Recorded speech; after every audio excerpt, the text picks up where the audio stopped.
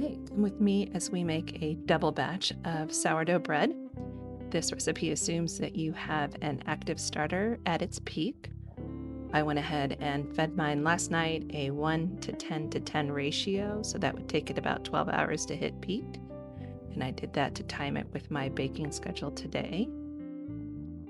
This recipe again makes 2 loaves. It's 200 grams of active starter, 600 grams of warm water, 1,000 grams of bread flour, and 30 grams of salt. My water is just warm from the tap. This is how I've always baked, nothing fancy about it. So we want to combine the starter and the warm water and mix these well until they're fully incorporated with each other. This is a Danish dough whisk. It's not necessary, but I do find them really helpful in mixing both the starter and water together and then mixing the actual flour. Put that back on the scale and tare it, and now we're going to add first our flour, and then we'll add our salt on top of that, and then mix it all in.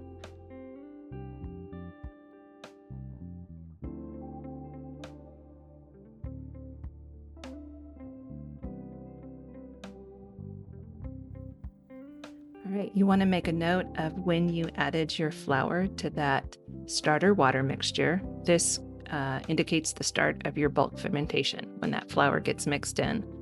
So I will show you a chart later on in the video that helps you determine how long that bulk fermentation should be based on the temperature of your dough.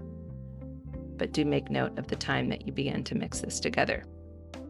So the goal here in mixing is just to fully incorporate all of that flour into the liquid. You will end up with a pretty shaggy dough. The goal here is not a smooth dough, but do spend your time with it and make sure everything's fully combined.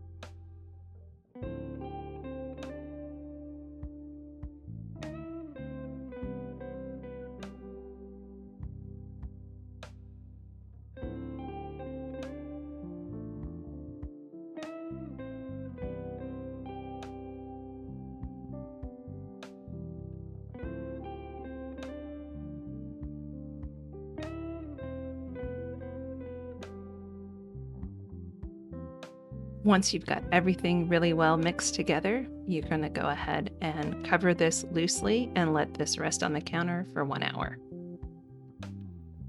But do take the temperature. Forgot to mention that. So this again is what will help us determine how long this bulk fermentation is. Again, there's a chart coming up later on in the video that shows you the temperature and the time it'll take. So again, loosely cover and let it sit for an hour. So this is me an hour later, and I'm coming back to do my stretch and folds. So the stretch and fold portion is just kind of 4 quarter turns around the bowl, gently pulling up one side and folding it over. So I do 4 of those, and then I will finish with coil folds. So you reach underneath the dough, sort of pick it up, let it fold over on itself, do a half turn or quarter turn, and repeat that.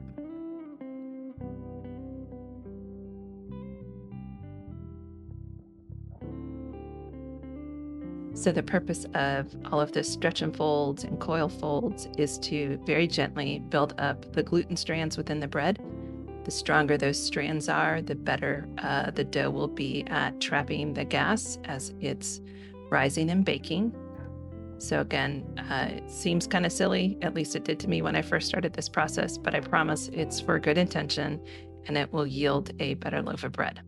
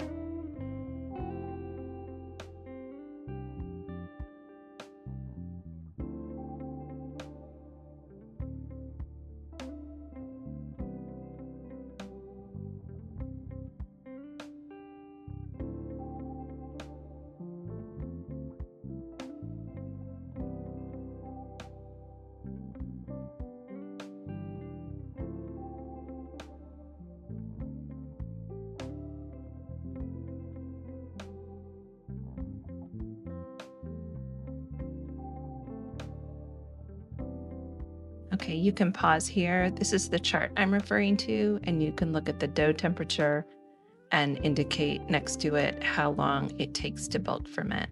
So it all depends on how warm your water was to start and what the temperature of your house is.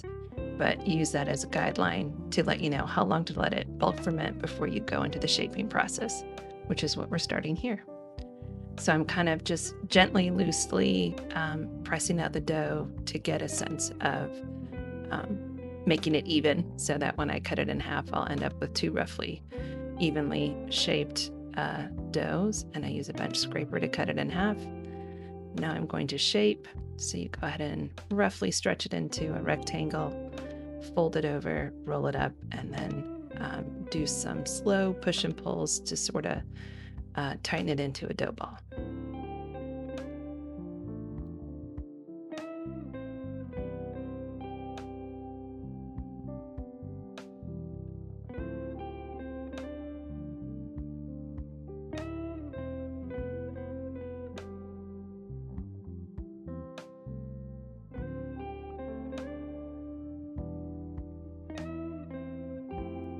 So I have shaped both of them. I let them rest for 1 hour, and now I'm going to do the final shape, which is really just me tightening back up each loaf into a stronger dough ball and then placing those into a floured banneton.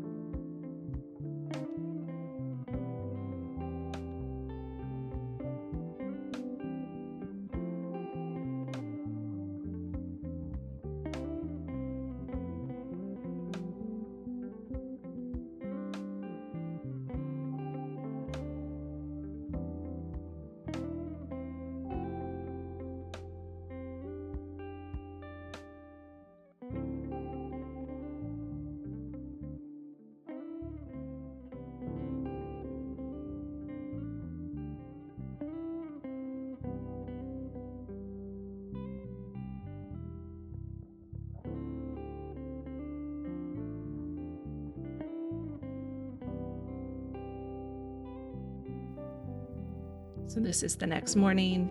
We are going to put a Dutch oven in the oven and preheat it to 450 degrees with the lid on. I am just baking one loaf this morning, and I will bake the next loaf on another day.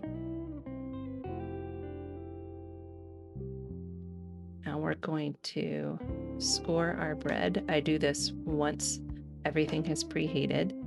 This is a bread sling, which is really handy, but you can use parchment paper if you don't have one. They're much easier to score once they have sat in the fridge all night. So that is a bread lame. I think it's much easier to use this than any kind of knife or scissors that you might have in the kitchen. So you want to make one good score across it to allow sort of an even spot for the dough to split and rise. And then I make a decorative wheat stock just for fun.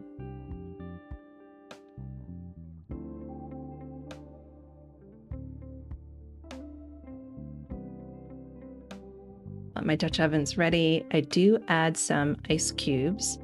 This allows for steam during the baking process. It makes a crust a little bit softer and chewier, not as hard to cut through, and it also helps with the rise, I think. So toss those in there, put the lid on there, and you're going to initially bake covered for 30 minutes. You'll take that lid off after 30 minutes and put it back in for 15 to 20 minutes. Until it reaches at least 200 degrees Fahrenheit. And also, it'll be browner the longer you leave it in without the lid on. So this is our finished loaf, and now you have the hard part. You have to let it cool for at least 2 hours before you cut in. It is still baking as it is cooling off, so it's really important to let it cool so you don't have a gummy loaf of bread. But here we are cutting into the cooled loaf, and we'll check out that crumb.